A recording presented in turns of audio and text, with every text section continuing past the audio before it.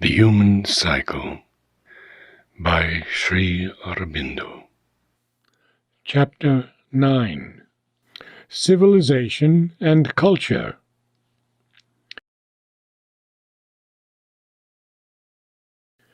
Nature starts from matter, develops out of it its hidden life, releases out of involution in life all the crude material of mind, and, when she is ready, turns mind upon itself, and upon life and matter, in a great mental effort to understand all three in their phenomena, their obvious action, their secret laws, their normal and abnormal possibilities and powers, so that they may be turned to the richest account, used in the best and most harmonious way, elevated to their highest as well as extended to their widest potential aims by the action of that faculty which man alone of terrestrial creatures clearly possesses, the intelligent will. It is only in this fourth stage of her progress that she arrives at humanity. The atoms and the elements organize brute matter. The plant develops the living being. The animal prepares and brings to a certain kind of mechanical organization the crude material of mind. But the last work of all, the knowledge and control of all these things, and self-knowledge and self-control, that has been reserved for man, nature's mental being. That he may better do the work she has given him, she compels him to repeat physically and, to some extent, mentally, stages of her animal evolution, and, even when he is in possession of his mental being, she induces him continually to dwell with an interest and even a kind of absorption upon matter and life, and his own body and vital existence. This is necessary to the largeness of her purpose in him. His first natural absorption in the body and the life is narrow and unintelligent.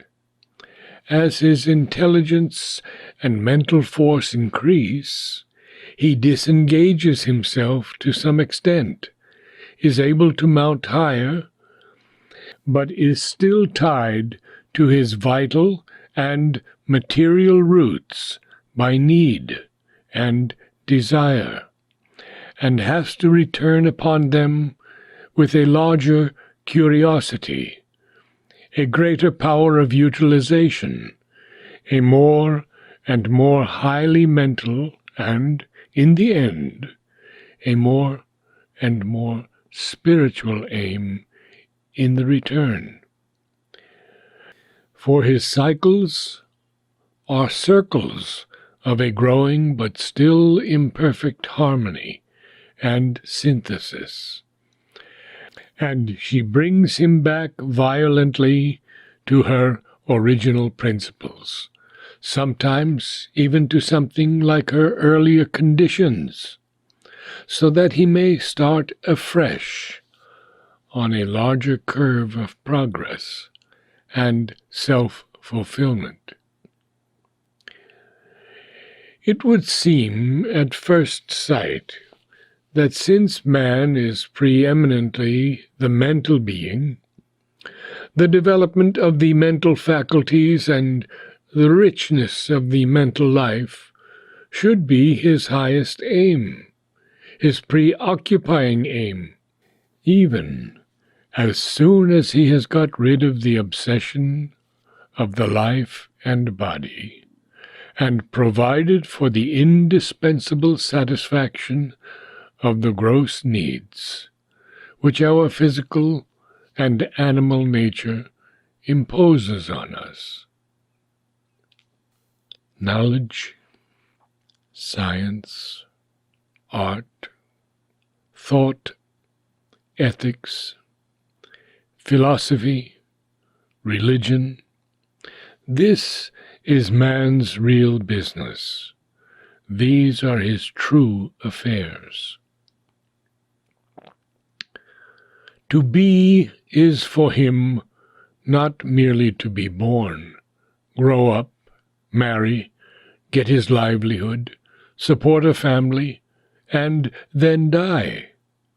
The vital and physical life, a human edition of the animal round, a human enlargement of the little animal sector and arc of the divine circle. Rather, to become and grow mentally, and live with knowledge and power within himself, as well as from within outward, is his manhood. But there is here a double motive of nature, an insistent duality in her human purpose. Man is here to learn from her how to control and create, but she evidently means him not only to control, create, and constantly recreate in new and better forms himself, his own inner existence, his mentality, but also to control and recreate correspondingly his environment. He has to turn mind not only on itself, but on life and matter, and the material existence. That is very clear, not only from the law and nature of the terrestrial evolution, but from his own past and present history. And there comes from the observation of these conditions, and of his highest aspirations and impulses, the question whether he is not intended not only to expand inwardly and outwardly, but to grow upward, wonderfully exceeding himself, as he has wonderfully exceeded his animal beginnings, into something more than mental, more than human, into a being spiritual and divine. Even if he cannot do that, yet he may have to open his mind to what is beyond it, and to govern his life more and more by the light and power that he receives from something greater than himself. Man's consciousness of the divine within himself and the world is the supreme fact of his existence, and to grow into that may very well be the intention of his nature. In any case, the fullness of life is his evident object, the widest life and the highest life possible to him, whether that be a complete humanity or a new and divine race. We must recognize both his need of integrality and his impulse of self-exceeding if we would fix rightly the meaning of his individual existence, and the perfect aim and norm of his society. The pursuit of the mental life for its own sake is what we ordinarily mean by culture. But the word is still a little equivocal and capable of a wider or a narrower sense according to our ideas and predilections. For our mental existence is a very complex matter and is made up of many elements. First, we have its lower and fundamental stratum, which is in the scale of evolution nearest to the vital. And we have in that stratum two sides, the mental life of the senses, sensations, and emotions, in which the subjective purpose of nature predominates, although with the objective as its occasion, and the active or dynamic life of the mental being concerned with the organs of action and the field of conduct in which her objective purpose predominates, although with the subjective as its occasion. We have next, in the scale, more sublimated, on one side the moral being and its ethical life, on the other the aesthetic. Each of them attempts to possess and dominate the fundamental mind stratum, and turn its experiences and activities to its own benefit, one for the culture and worship of right, the other for the culture and worship of beauty. And we have, above all these, taking advantage of them, helping, forming, trying often to govern them entirely, the intellectual being. Man's highest accomplished range is the life of the reason, or ordered and harmonized intelligence, with its dynamic power of intelligent will, the buddhi, which is, or should be, the driver of man's chariot. But the intelligence of man is not composed entirely and exclusively of the rational intellect and the rational will. There enters into it a deeper, more intuitive, more splendid and powerful, but much less clear, much less developed, and as yet hardly at all self-possessing light and force, for which we have not even a name.